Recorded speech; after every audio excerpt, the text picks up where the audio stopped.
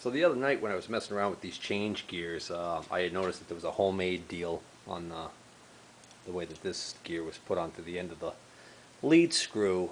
And I was also talking about that I had a box of change gears that came with this lathe, and I needed to get those so I could sort through them and figure out what I could keep from the ones I bought off of eBay and which ones I could sell, and just to see generally what else I had as far as the gears go. The guy who listed all those parts said that they were all from a 10-inch Atlas lathe. If it was from a 10-inch, it was an earlier 10-inch. When I looked in the picture, I noticed there were inserts on both of the big gears that he had sold me. But I noticed that the ID on one was different than the other. So I'm thinking I might have bought that missing piece. In other words, there's one of the gears that came with this eBay collection. So alright, here's what I was talking about. Here's the one that I took out of that one 96 tooth gear. And here's the one that's in the other 96 tooth gear. Right there. And if I hold them up side by side, get the camera over it, you can see that they're a different diameter. I'm thinking that's the one that goes on the lead screw. Alright, so I'm going to take this off. Oh, I'm not, because I forgot my wrench. Okay, so I'm going to take this gear off.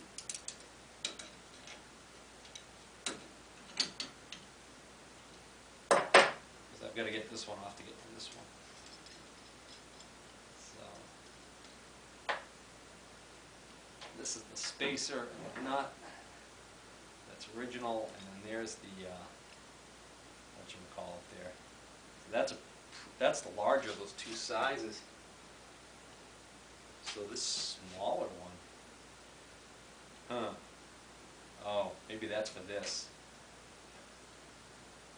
Yeah, I bet you that's what that is. Alright.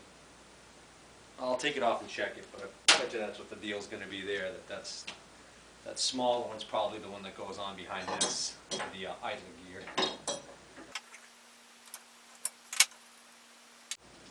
Tell just by looking at it, it's not gonna. Oh, wait a minute.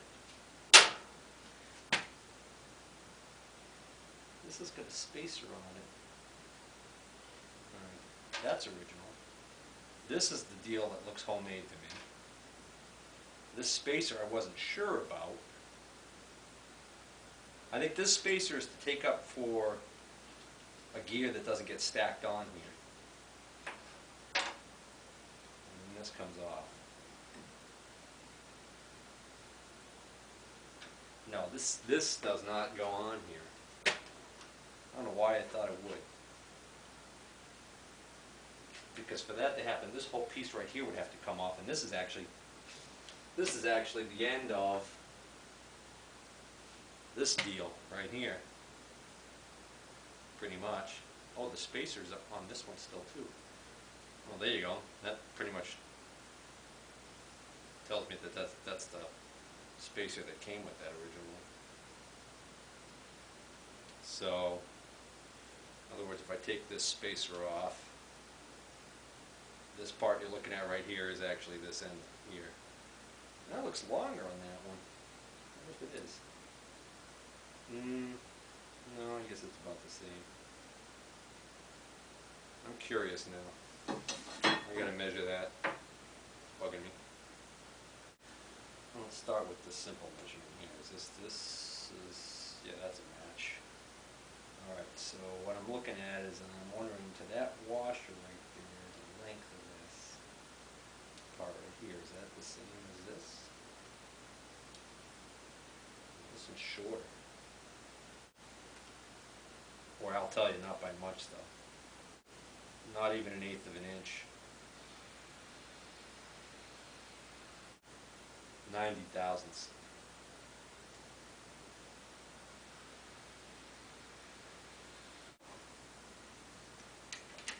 Yeah, this is the piece that's already behind here, so I don't need this piece. I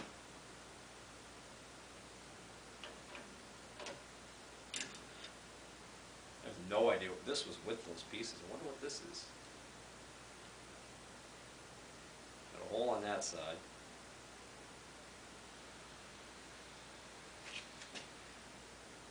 It's got a number 5 on it.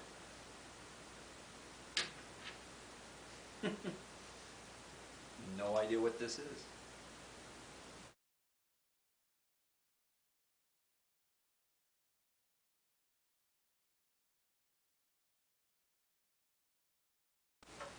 And of course we got the rest of the this on the inside of the change box there. What's that stuff? Okay.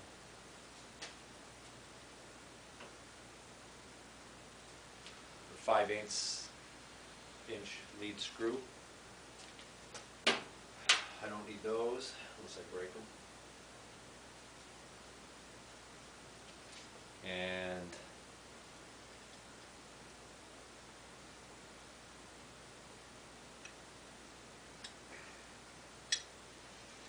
don't need this other 96 tooth gear, because I only need 2 to make a complete set. That much I know. Not sure if I'm going to need that one.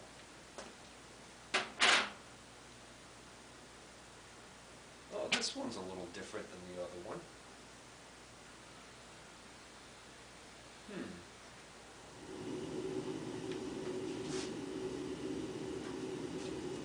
So this one's got the little thing on the back here.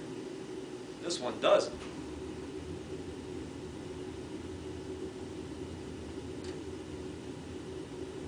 So I wonder what. Let's see. Oh, I gotta see what that looks like.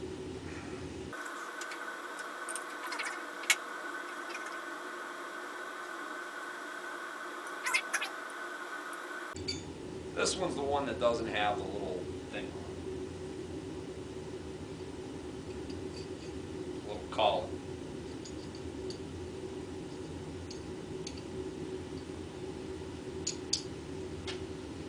So this is the extra one I have for going on here.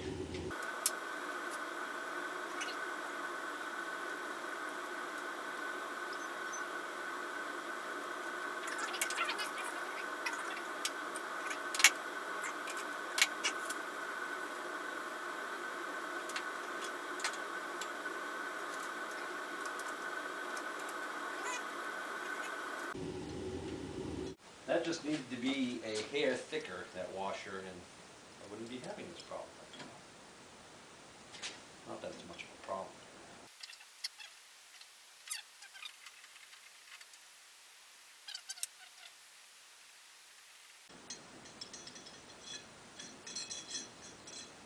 And one's a little bit sloppy, and then the other one's a little bit sloppy, and then this one's a little bit sloppy. And the pattern is, by the time it's done, everything's sloppy as heck.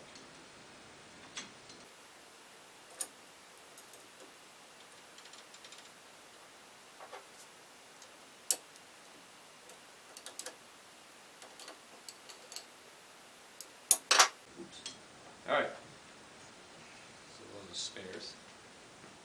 So I went out to the trailer and I grabbed one of the plastic boxes full of things that I got as freebies from the estate that I bought the lathes from. This is stuff that's going to be thrown out or scrap. Many of these items were actually tucked into the bench that came with the lathe. So these are the pieces that came with that eBay box. I'm just going to put these off to the side. The rest of those eBay pieces for the moment.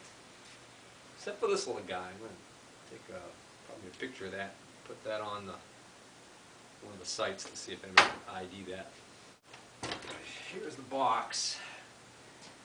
And right off the bat, I can see it is chock full of a lot of homemade tool posts. Most of them made out of aluminum. There's one with a little, well, let's see, a bunch of shims in there to get the height right. This is looks like this is sized for the carriage on the for the compound on the Atlas here. Messing around with those shims to get the height exactly right and everything like that. Boy, that's where those quick chain tool posts are really nice to have. Just adjust that little thumb wheel and good to go. Here's another one. Ah, that's a one with the replaceable tip on it. That's a nice little holder. Nice little bar. So what's nice about that is I can take that out of this little holder and slap that right in one of my what was that? Dovetail Manufacturing Aloris copy. Quick change.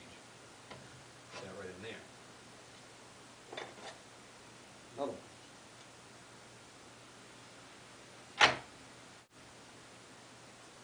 Okay, there's quite the contraption. You've got another one of these little bars with the replaceable tip, but it's in a whole contraption. It's welded onto a bar with a hole. I wonder what that looks like. Maybe that might have been designed to maybe be used on the Hendy. I'm not sure about that one. As I might not sure about this contraption. This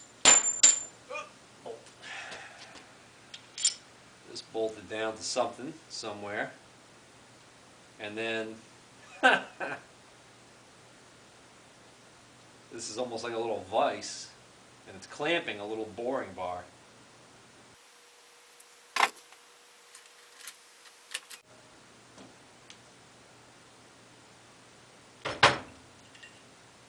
Another small, I think this is a European style holder, I think they call these.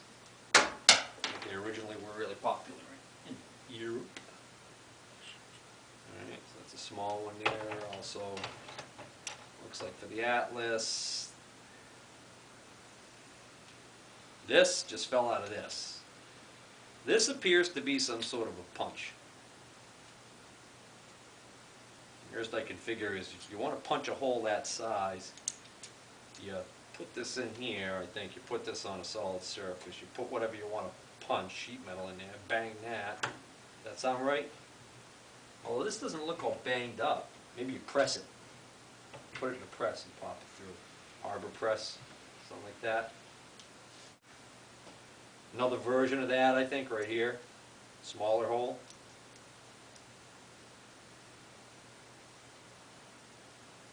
You can see that really well. Obviously another homemade tool. Another one here. This one's spring loaded. Bigger holes for something very thin like sheet metal maybe. This one's been banged on. I think the deal here is you put your sheet metal through like that, bang, and you pop yourself a nice little clean hole. Theoretically. Not going to do it right this moment.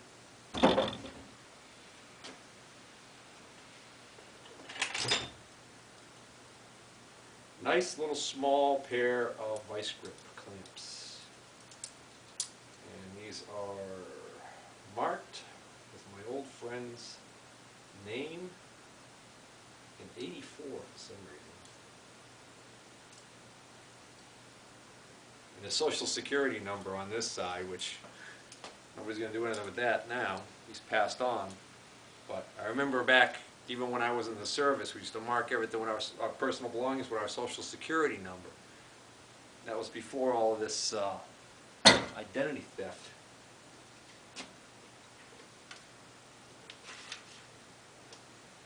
Now they can't even put your social security number on your driver's license, for crying out loud, like they used to. Now they give you a different, at least in Massachusetts, they give you a different number.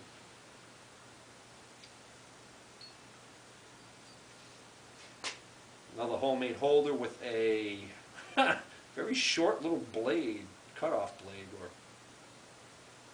parting, I don't know. It's a little itty-bitty one. Oh, that goes in this pile.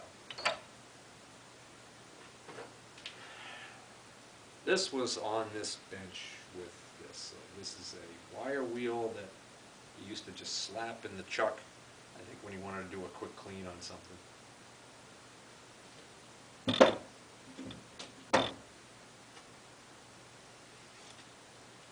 A mystery gear.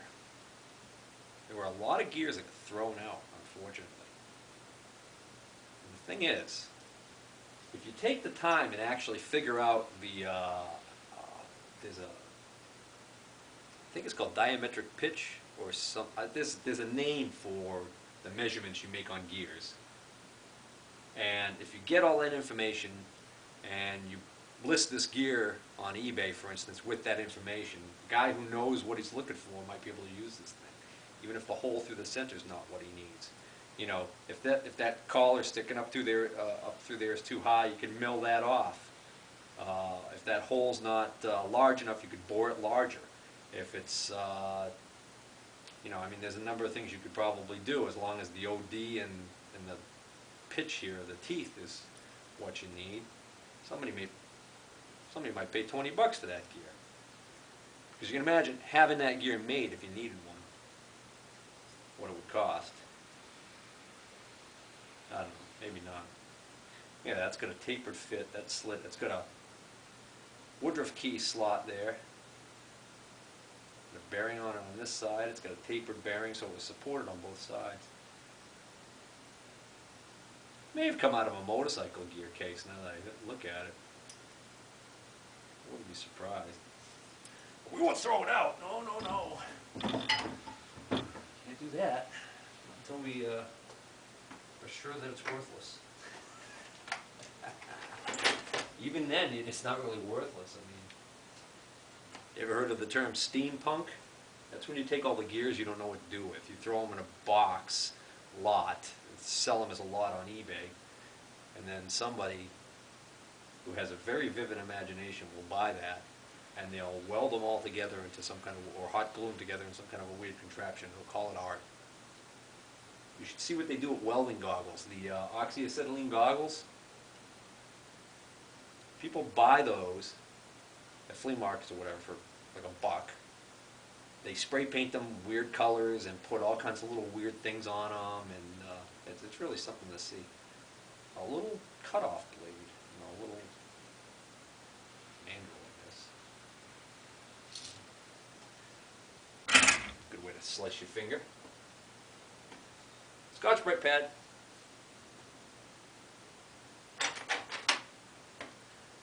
Watson's, what do we have here?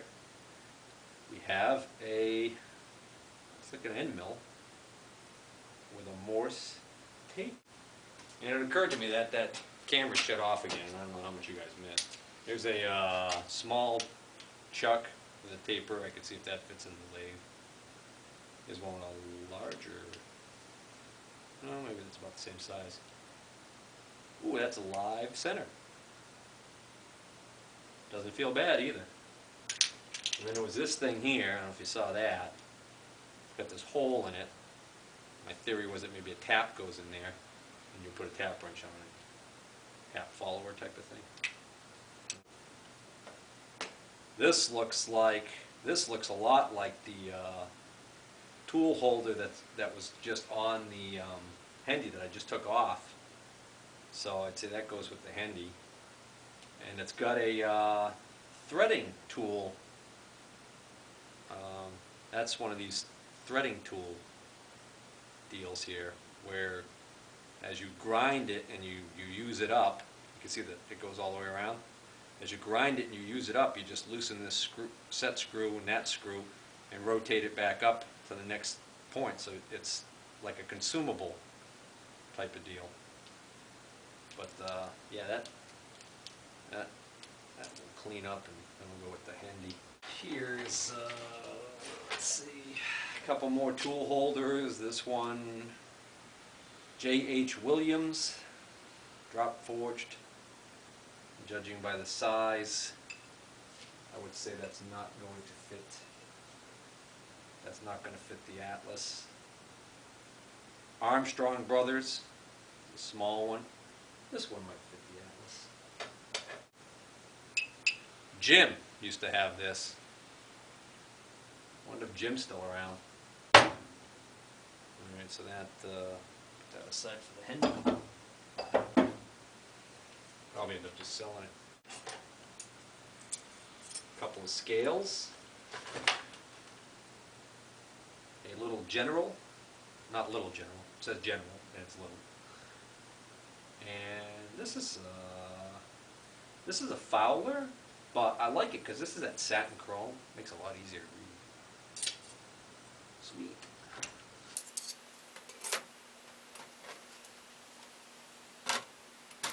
Ah, now this is interesting. I saved these, and I don't know what they go to. 3 jaws for a chuck.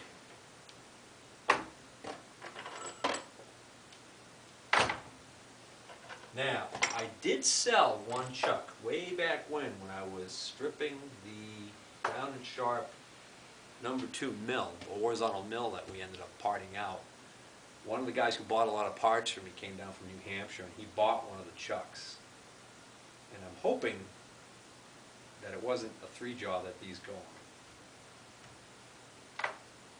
But if I'm not mistaken, I believe usually the 3 jaws, the jaws are reversible and you only have one set of jaws that go with it? Or is it vice versa?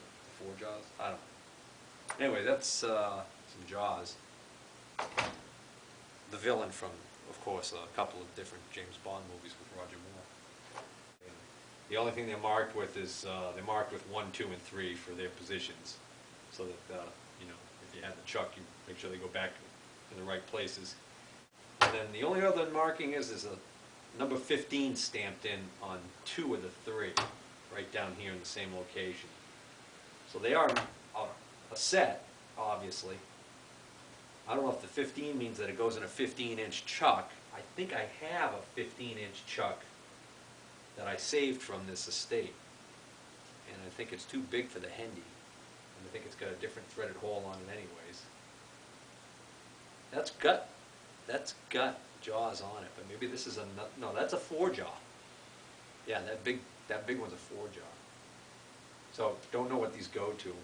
Obviously we'll save them until we're absolutely sure that I do not have a chuck that they fit. We're almost done with this box. Got a file with a handle, small file, really small file,